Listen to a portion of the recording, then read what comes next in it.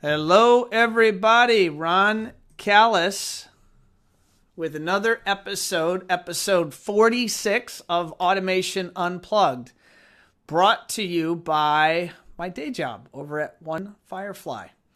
I hope all of you out there are having an excellent day. It is, what is today? Today is Wednesday, June 6th. Just about 12:30 here on the East Coast, here in sunny Florida. And I am going to go ahead and jump over to our Facebook page here at One Firefly and verify that this feed is coming through. So just bear with me as I check this out. Let's see here. Are the interwebs cooperating today? There we are. We are live. Yes. Okay. Well, this is a big week here at One Firefly. Couple of times a year we fly. We bring our whole team together. So I think I probably mentioned it a few times. Back in 2015, we changed our business model a bit and we decentralized, meaning that our team went from being in one office here in South Florida to being located around the country. And we no longer required our team to work out of headquarters. And as a result of that, we have team members all over the country, and actually a couple down in Mexico. And but there's a lot of value, I believe, in getting together face-to-face and breaking bread together and training together. So everyone's being flown in today, Wednesday the 6th. And so in case you're one of our customers, we will be mostly shut down for the next couple of days, Thursday and Friday. So that's June 7 and 8 as we do team training. We do manufacturer training. We're going to have all sorts of fun activities so that we can be a better team. So that's happening this week. I'm super pumped about that. But I am happy that I was able to pull off getting an Automation Unplugged show in, and we have an excellent guest. So without further ado, let me go ahead and introduce all of you to Mr. Kenny Kim. Kenny, how are you, sir? Hey, how's it going, Ron? It is good. It's another day in paradise. Awesome. So for those of you out there, you'd have to be, dead or living under a rock to not have heard of SnapAV. And, of course, SnapAV's just has a slew of connected products from Araknis to OvrC, so OvrC. Let's see, what are some of these other products? WattBox, Luma, Visualint. Did I get them all, Kenny? Yep, you named them all. So, Kenny, you're in charge of all of those products. Is that accurate? Yeah, as of 6 months ago. That sounds like a big responsibility. It is. It's a pretty exciting one, too. Yeah, for sure. So I would what I always like to do with our guests. I've got a lot of questions regarding remote monitoring. It's been a bit of a theme of my shows over the last year, and I'm excited to hear your opinion and Snap's opinion on that topic. But I always like to start with you. How did you land in this crazy industry, and in this very significant role at one of the industry leading companies? How did you land here? What's your background? So growing up, I was born and raised in Korea, so pretty diverse background. Was always interested in technology. I grew up, my favorite magazine growing up was Popular Mechanics. If you guys know that magazine, it's still there today. I still read it. Still one of my favorite magazines, by the way. Oh, I love it. Yeah, it has everything. It has everything to geek out on. You got technology, you got automobiles, you got all types of stuff to really geek out on. So, yeah, I grew up just really interested in technology, which ultimately led to me going to Stanford.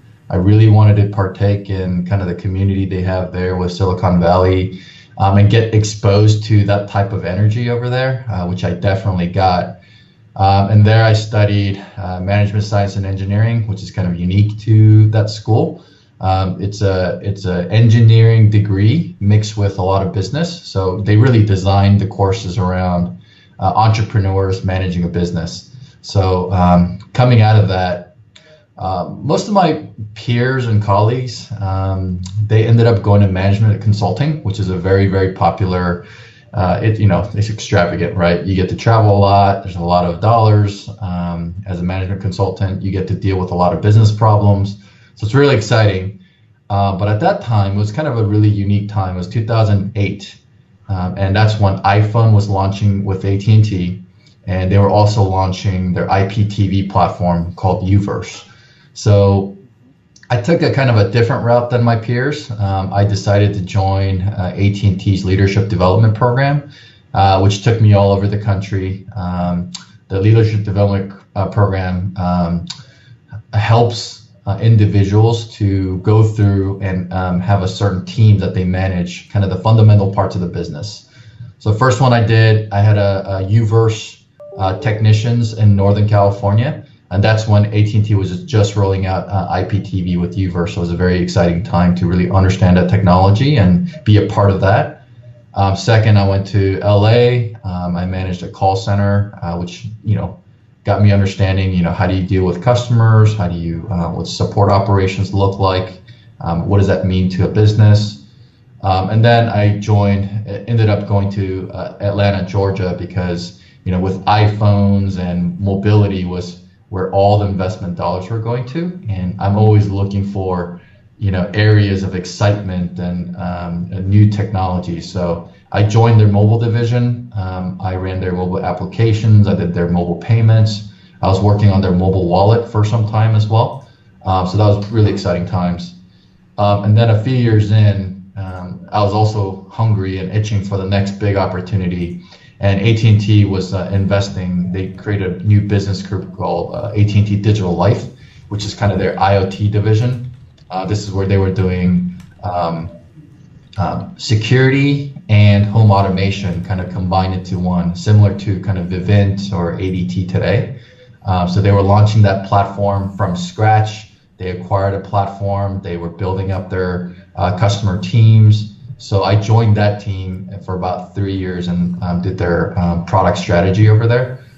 So that's how I got exposed to home automation industry for the first time, the CDI industry, which to me, from being on AT&T side, was kind of a niche market and niche industry, which is really, really cool. That's what I was curious about, having come from, just a monster company and then looking at the CDI space through that lens. What was that like? How did they view this? And I heard you say niche industry, but is it? Do they even look at this industry or the typical customer as a customer? No, very little. It's a really good question. At AT&T, our typical customer was kind of the average income, and it's really a mass market product that we were going after. I mean, our goal was get 100,000 customers, subscribers a year. That was kind of the goal that we're going after. CDI market is totally different.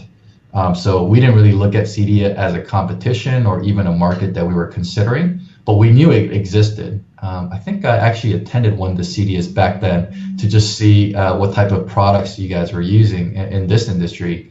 Back then, to me, when I was at AT&T, it seemed like, man, who would pay for such an expensive system?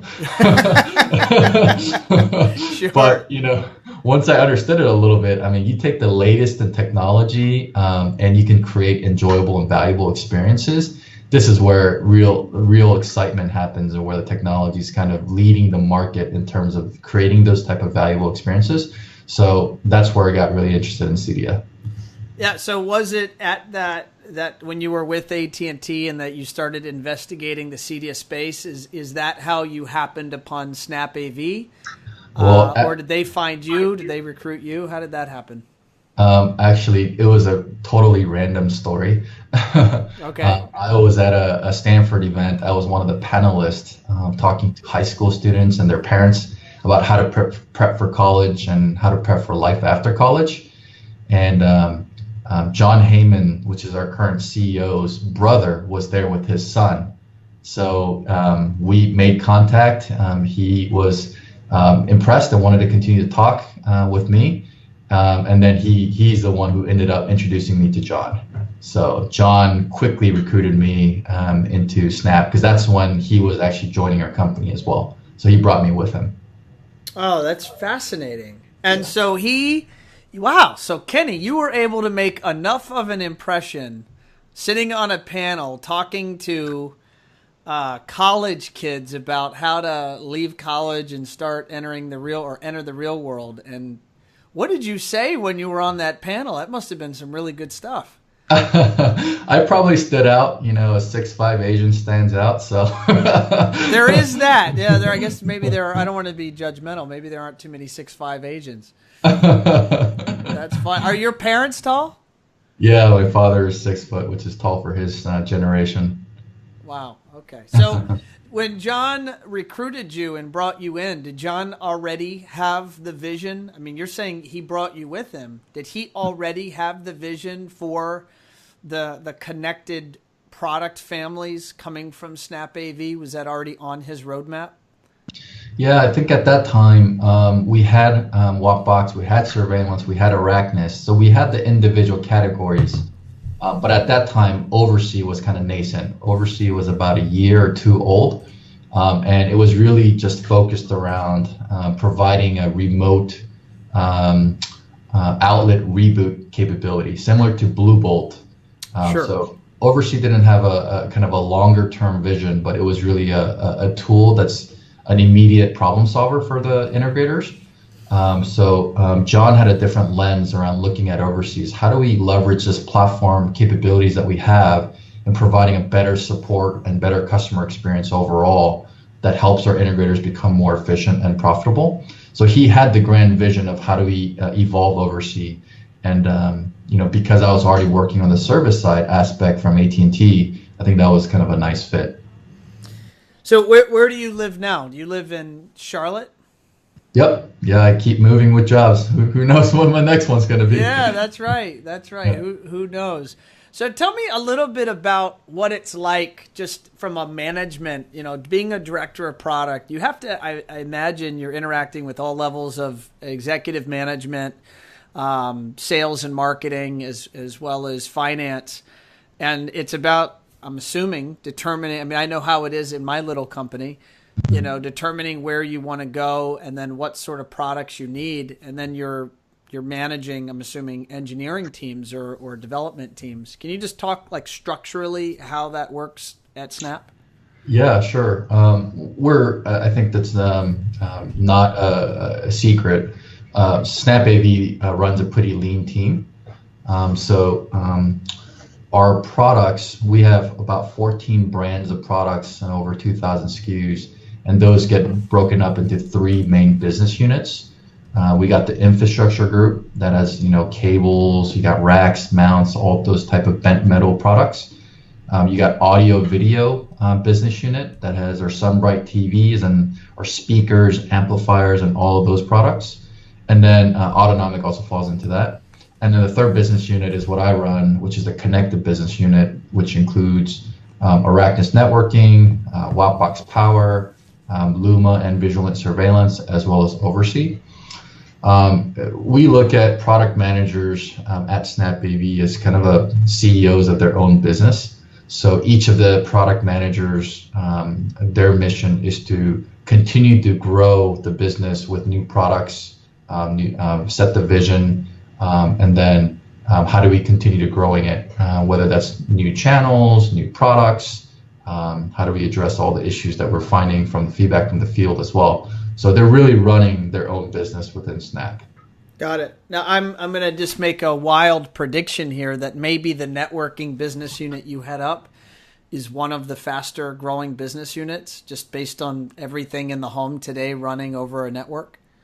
Yeah, absolutely. And actually, I would take a step further. The entire connected categories they're growing the fastest within Snap. So definitely. And that's tied to the trends that we see in the industry where, pretty much every dealer is touching the network one way or the other. So that is definitely a fastest growing category. So tell me a little bit more about OvrC and exactly what is the role there of OvrC. Do dealers pay for OvrC? I know that there's a lot of positive buzz out there. Mm-hmm. Of course, there's all this energy around these various companies. Ahiji was just acquired by Control4. You have Domots out there doing a device in the home, and then the ability to monitor the network. And then there's OvrC is obviously a big player. Can you just talk about what that is and what the mechanics of OvrC are? Yeah, absolutely. So OvrC is a cloud-based remote management platform that lets our integrators, our customers, manage systems remotely, monitor and manage. So really the mission of OvrC is making the integrators' life more successful by making them much more efficient in the install, efficient in terms of the support, and through OvrC, finding ways to add value so that integrators can provide that value through to the client. So that's really the mission of OvrC. When we first started OvrC, it was really just WattBox. So how do you let integrators reboot devices on a network? And initially that solved 80% of the service calls, because most things, electronics, is a simple reboot, just fixes a lot of the problems. And then a year into OvrC, we said, hey, that was great success. We're selling much more WattBoxes. How do we expand that value to the integrator? So we expanded to other connected products. So we expanded to networking products. We expanded to surveillance products. By the way, these feature sets, OvrC, when it comes with our own products, those are all available for free. No additional charges. It's a free service to the integrator. If you're using Araknis, WattBox, surveillance, now expanded to autonomic and other products as well. All those products come with OvrC embedded in it out of the box. What does OvrC mean as it relates to this conversation and surveillance? Can you just walk me through what exactly are the mechanics that the integrator now has the ability to do or change or observe with a surveillance? I get WattBox. You can reboot outlets, which could restart pieces of hardware maybe that have failed or need a reboot. What does the surveillance monitoring side of it do? That's a good question. If you think about, first of all, in terms of maintaining the system, it's actually the same story. So WattBox's original story was, how do you help integrators maintain systems to keep it up and make it extremely reliable for their customers? It's the same thing with surveillance and networking. So specifically for surveillance, you have an app that we provide as part of the Luma and Visualint systems that the client gets, that lets them look at video and interact with their surveillance system. But from an OvrC perspective, it's really about remote support. So, cameras, NVRs, those constantly need firmware updates. And these firmware updates could be anything from improvements of reliability, additional feature sets. But most importantly, it's about security patches. So as any electronic manufacturer would let you know, we have a lot of firmware updates throughout the year that addresses security patches, and you've seen recently with the cracked incident on access points. You got the VPN malware is another threat, and all of these could be addressed with firmware updates. So being the ability to do that and remotely and deploy it without having to roll out a truck is extremely valuable to the integrator.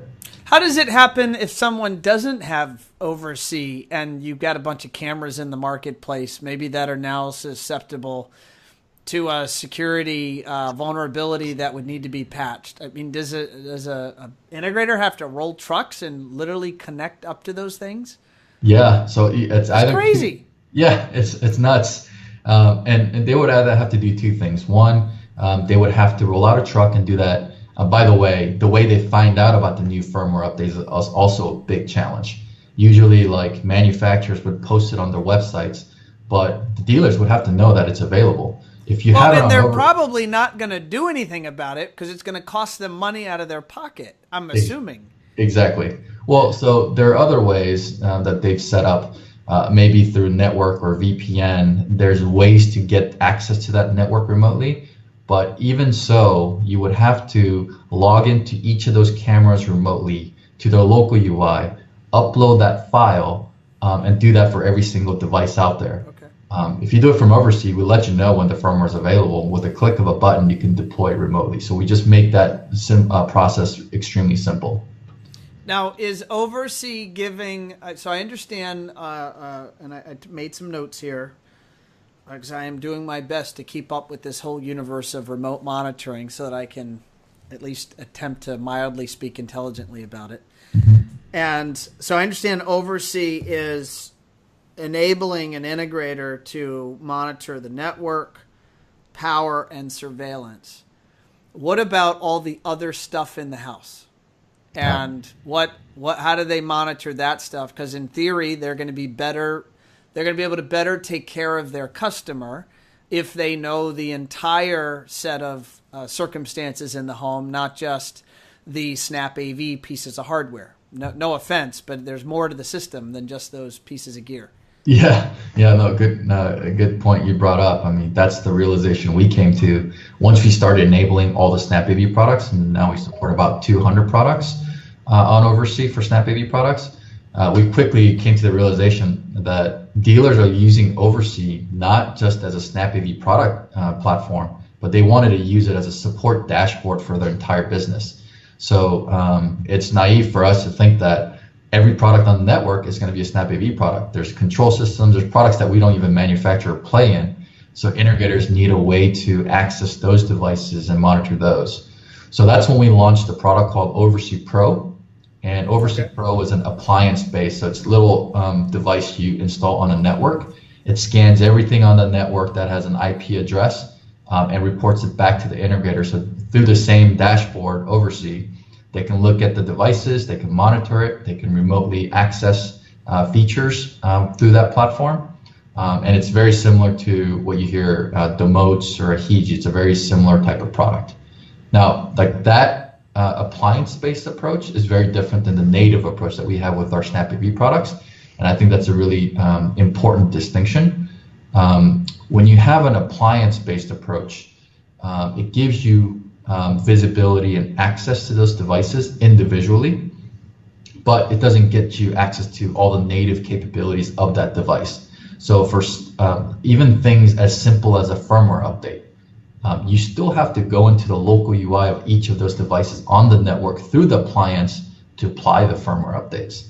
But if you have a natively integrated product on OvrC, you just have to click a button. So like even the one example that I shared makes a big difference between native and appliance-based.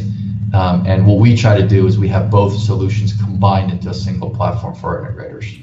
In terms of the appliance-based network visibility, is the level of network visibility that you're giving the integrator comparable to some of the other products you've mentioned, i.e. the other companies that are giving them visibility? I mean, are you more than or less than able to tap in and maybe more easily service or upgrade or update those pieces of hardware? Yeah, I would say we're very comparable. I would... Hiji has been at it for the longest. They're kind of the initial pioneers into that space. So they had more time to integrate deeply into other types of products. But I think 90% of all those capabilities now exist through OvrC Pro or Demotes. And the approach that we've taken, and this is a similar approach that Demotes has taken, is we look at really a standard-based approach in integration. So for example, networking products all abide by SNMP standards. So if we do integrations properly with SNMP, it gives integrators immediate access to all types of networking information across all products. And then of course, there are products that need more deeper level integration on a case-by-case scenario. So for example, control systems, we've done specific integrations with them because that's an important part of the network. And the way we're going about doing those integrations and which one to go after next is really through dealer feedback. Dealers tell us what's important to them, sure, and then we take those opportunities to do deeper integrations. No, that makes sense. Now, the OvrC Pro, there's costs associated with that, I'm assuming? Yeah, I'll take a minute to tell a story. When we first launched OvrC Pro, we launched it as a subscription-based product. It came with a 2-year subscription, and after 2 years, it had an annual fee. So dealers, if they wanted to continue to use the service, they have to pay an annual fee for that. And that would be comparable to Domots or Ahiji at the time. Ahiji is now free within Control 4, but Domots and Ahiji at the time were also charging an annual fee. That's right. That's right. And we kind of followed a similar model in the beginning. But quickly, after we launched, we realized through dealer feedback and our conversation with dealers within 6 months, not a lot of dealers knew how to charge for that service through to their clients. Most of the feature sets within Ahiji, Domots, OvrC Pro is really tools for the integrator to be more productive and more efficient in providing that remote support. But there wasn't a direct benefit that was tangible for the integrator or for the client. So therefore, integrators didn't know how to charge for it through to their customers. To make that even worse, most integrators, we're all guilty of this, are not selling services today. So to change a business operating model to support that was a big challenge. So as soon as we found that out, and we knew from dealer feedback that, hey, this is a great tool, I'm just having trouble selling it through, we made a very quick decision as a business saying, look, we're going to give up on the annual cost that's going to help us continue to invest in the platform, because we think this is so valuable to all system integrators that we're going to just get rid of the recurring fees and make it a one-time fee. So we were the first to come out with that, and I think Domots and Ahiji followed suit pretty quickly after. So what role are you as the CEO in effect of the connected products or networked products from SnapAV in helping the integrator better understand how to use these tools? So not just have great tools that give them visibility into the network, but what do they do with it, and what's the paradigm shift in terms of their support agreement with their customer and what their customers should expect from those integrators? And how do these businesses, it's hard to teach old dogs new tricks. How do we change? How are you thinking about changing their habits? I'm assuming that's going to affect overall the pull through on your products. Yeah, totally. It has to be a conversation around solution and less about products. Really, the holistic conversation that we need to be having with integrators is, using all these tools and products, how are you becoming more operationally efficient? How are you becoming more profitable? And how are you able to deliver better experiences for your clients? I think that's really the questions that and the conversation we need to be having.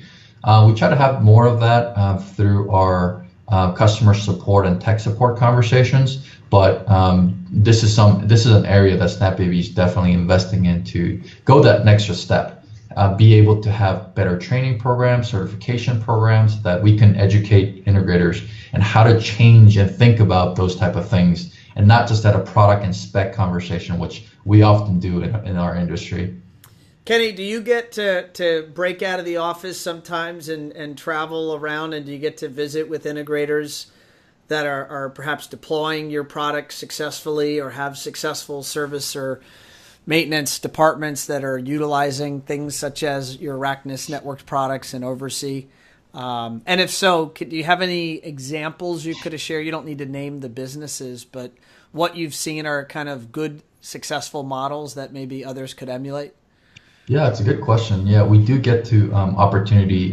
We're actually, it's our company mandate to continue to go out and visit with as many integrators as possible, and to get that feedback and interaction with integrators. So yeah, I do spend some time talking to integrators and visiting integrators. There's a whole range of integrators that have found success in implementing these type of support solutions. One I would mention is there's an integrator who actually came from the IT space. So his mindset's already around managed services.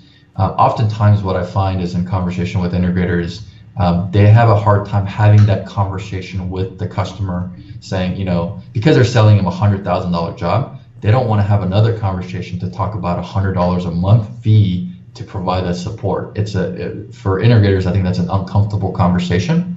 But what this IT integrator did was he started the conversation from the beginning. What he said was, hey, I can install this home theater system or whatever entertainment system that you're interested in to fully automate your house, but I have to own your network because the network is the backbone that enables all this. So it's part of an education. But his next level conversation is, well, if I'm going to install your network, I'm going to fully support your, but it requires a maintenance plan because I already know that supporting a network requires regular maintenance and support to really optimize it over time. So it was really an education process that this integrator was having with every single one of his customers from the beginning. And going in with that mentality, he said he's been able to sell maintenance plans in every single projects that he's worked on. And actually his customers thanks him afterwards because they don't realize how much support and maintenance is required afterwards. So I think that story I like to share with integrators that are trying to implement something like this. Start early, start having that conversation, educate your customers, and have it be a part of your business. No, I think that's sound advice. It's not something that should be approached at the end of the project and you surprise your customer with this new additional fee if they actually want you to provide exceptional service. It's kind of messed up. Right. If you try to sell it that way, I would imagine you wouldn't be that successful. But if you educate your customer that you use all these products and tools and there's benefits of consolidating, certain products within an integrator's capabilities or toolkit, then they could better service that customer. It seems like a logical way to go about it. Do you see today, Kenny, or maybe not just today, but what do you see in the future regarding integrators, the CDS space and integrators charging? Do you think they should be charging for service or service plans of some type, or do you think that they should or not? What are your thoughts around that? Yeah, I think it's an inevitable evolution. The question is timing. If you look at the IT industry, they went through this exact same thing. They used to be a transaction-based industry, and everyone was forced to move over to the MSP model because of the support required to provide good experience.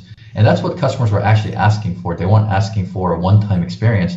They wanted an ongoing support and make sure someone is there to maintain that service and system. So I think it's an inevitable thing for our industry. It's just a matter of timing. By the way, my friend Hagai from Access Networks just gave us a quick answer on that question. He commented yes with an exclamation point. What's up, Hagai? That's pretty funny. Well, thanks, Hagai. By the way, if you're out there watching live or after the fact, don't forget to please like this content and comment. If you do have a question for Kenny and we're still live, I'd be happy to read it off to him for sure. So Kenny, what is exciting on the next frontier for you and for Snap that you're allowed to talk about? Is there anything that's really most top of mind for you that you want to get out? Yeah, I think we kind of touched upon it without sharing all the roadmap items. If we think about, we have a lot of components of the product. We develop the hardware, we have the firmware, we have cloud, we have applications that dealers are using. If we kind of turn that upside down and think holistically from what type of solutions can we create for integrators? How do we make the integrator more efficient with all the capabilities that we have from a product level, from support level, making him better efficient on installation and configuration, So that's the way we're approaching it. So our roadmap is going to be kind of based on how do we create more solutions that are beneficial for the integrator. And the other aspect is OvrC Home. So I haven't talked about that, but that's a client-facing app that the integrators could customize and brand. So we have a whole roadmap of items that we want to continue to push through OvrC Home that allows integrators to provide much more value-added experiences for their clients. So much more exciting things to come there. By the way, Kenny Hagai has just commented. He said, "Congrats on moving up in the CE Pro rankings." Thank you. So pretty cool. Well, Kenny, we're going to wrap it up, sir. I know you have you're a busy man and lots of meetings to get into, as do I. I need to prep for my team getting into town tonight. So, Kenny, I want to thank you very much for joining me here on this episode of Automation Unplugged. Cool. Thank you very much for having me. Awesome. All right, ladies and gents. Thanks again for joining me on this episode 46 of Automation Unplugged. Don't forget to jump over to the One Firefly website. That is onefirefly.com. If you want to follow us, sign up for our newsletter there. We have, of course, you can follow us on Facebook and Twitter. And on that note, I'll see you next week with another episode. And hope you have an excellent rest of your week and weekend. And we'll talk to you guys soon. Thanks so much.